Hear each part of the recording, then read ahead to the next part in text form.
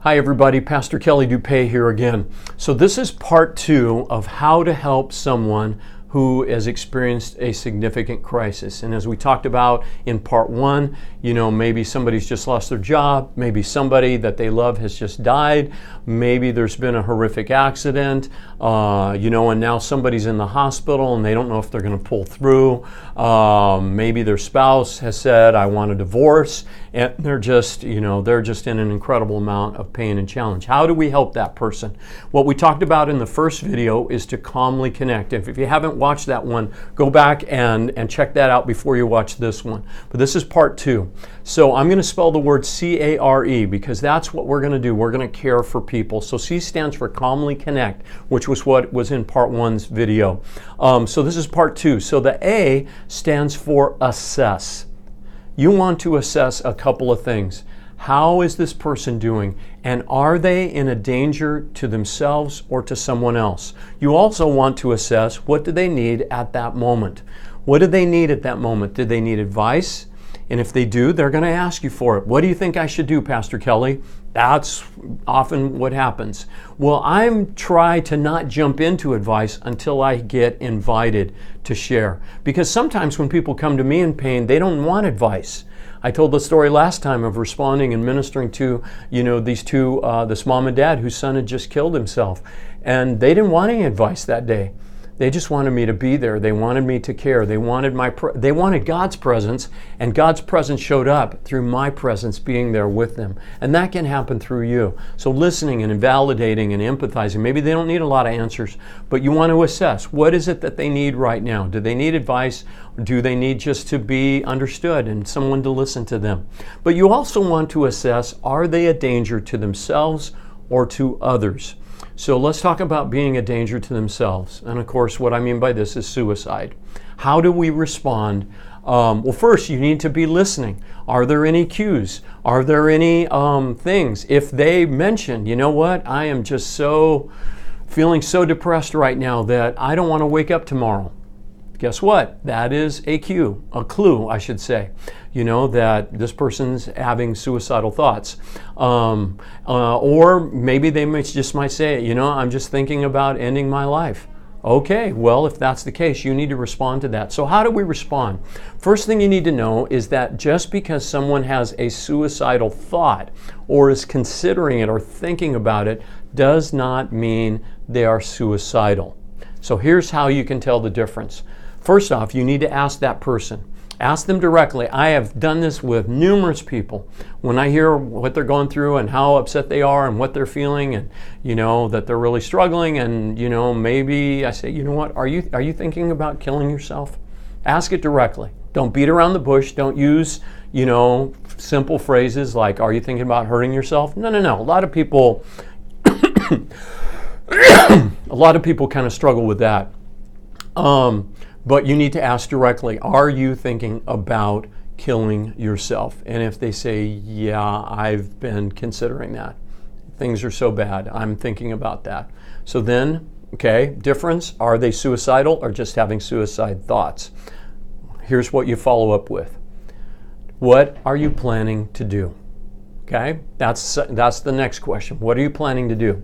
If they don't have a plan, then don't worry about it. They are not suicidal. But if they do have a plan, well, here's what I'm thinking about doing. I'm going to take my gun, I'm going to get in my car and I'm going to drive off a cliff. I'm going to, take a rope. There could be all kinds of different things. If they have a plan, that person is suicidal. The next question you want to ask is, do they have the means? So if they're going to take a gun, well, do you have a gun? If they're going to take a bunch of pills, do you have those pills? And if they say yes, those two things mean, yes, this person is suicidal and they need help right away.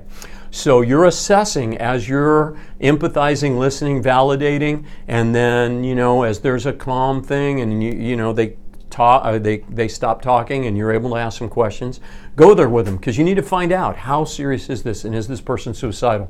A third question to ask is, have you ever tried before?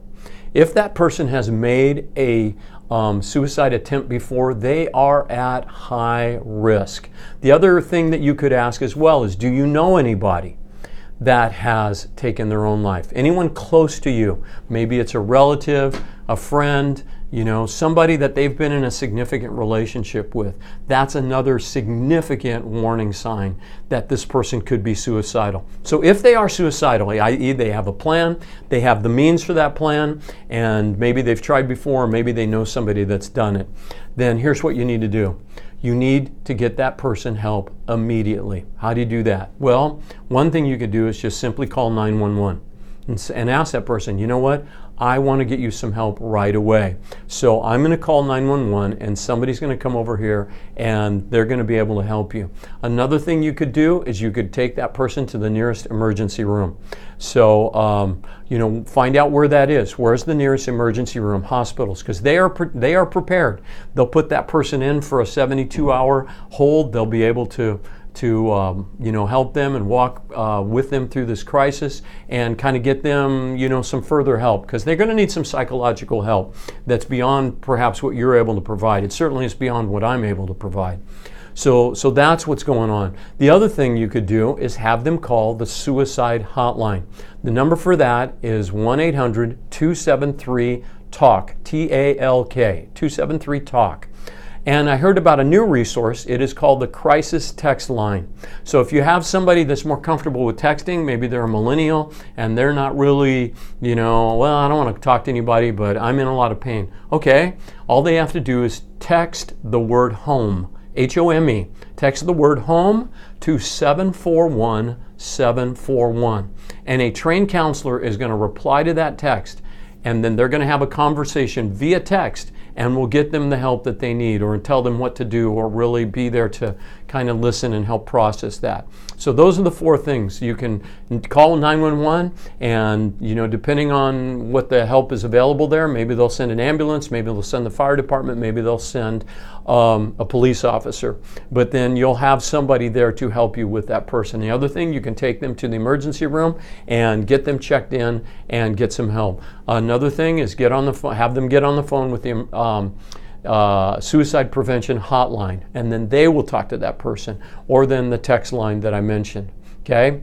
So now, what do you do if they're not suicidal, but they're having suicide thoughts? In other words, they say, yeah, I've been thinking about it, but I haven't really decided what I would do. Okay? So what I usually do there is I ask the person, okay, I want you to look me in the eye and promise I will not hurt myself, and I will get help. Or actually use the word kill. Don't use the word hurt. Use the word kill. I will not kill myself. I promise you, Pastor Kelly, I will not kill myself, and I will get help. Okay? So then you look at, all right, what kind of help is available? Do they have health insurance that has mental health benefits? Is there a place in your community where they can see a therapist? But that is the kind of help that they need. They need professional, licensed mental health provider. That's who they need to see. A pastor is great, but we are limited. We are not trained. I am not trained in how to give this kind of psychological help. So they need to go see a licensed therapist. Okay, so help them find somebody and get them connected to that if possible, or if need be. Okay, so another area of assessing is, are they in danger to someone else? In other words, they're so angry that they're, maybe going to go and take out that anger on somebody, that they know. If they are, you need to report that person to the police department.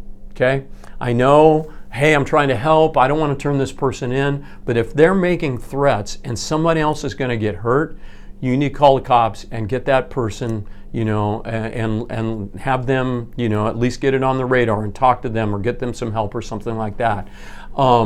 Because you don't want to wake up tomorrow morning and read in the newspaper that the person you saw the day before, that you had coffee with, or that you spoke with, or whatever. You don't want to read in the newspaper or hear on the TV or on the radio that they went out and killed somebody. Okay?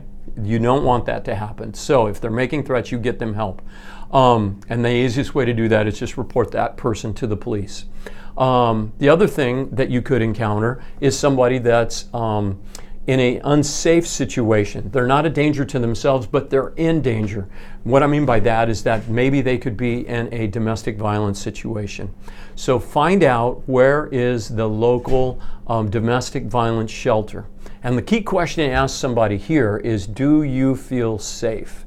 If they say, no, I do not feel safe at home, then you give them that number and you have that person call the domestic violence shelter and say, here's my situation and I need help. Don't call for them, because it is a very, very difficult thing to leave a domestic violence scenario. But you need to empower and encourage that person to get help themselves, but don't do it for them, but have them call. So anyways, I'm out of time. That's part 2. So yes, there's going to be a part 3 as we continue to look at how do we help people in crisis. Thanks for watching.